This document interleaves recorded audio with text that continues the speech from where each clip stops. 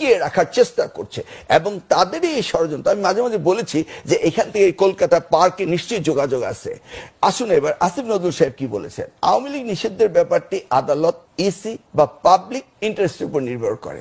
তাহলে ইসি তাদের নৌকা প্রতীক বরাদ্দ বাতিল করতে পারে, নিবন্ধন। ইসির হাতে ওই সক্ষমতা রয়েছে তাদের দুষ্কৃতিকে বিচার করা। তারপর আদালত তো রয়েছে, আইসিটি কোর্ট রয়েছে বা রেগুলার কোর্ট রয়েছে। কিন্তু উনি বললেন পাবলিক ইন্টারেস্ট। পাবলিক ইন্টারেস্ট মানে কি? আপনি কি আবার মব সংস্কৃতি আনতে চাচ্ছেন?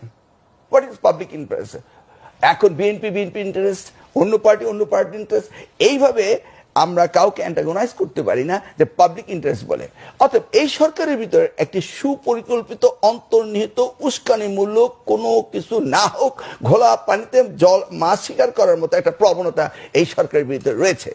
সেটাই প্রতিফলন আমরা দেখতে পাই যখন নির্বাচনে স্পেসিফিক ডেট না দেয়।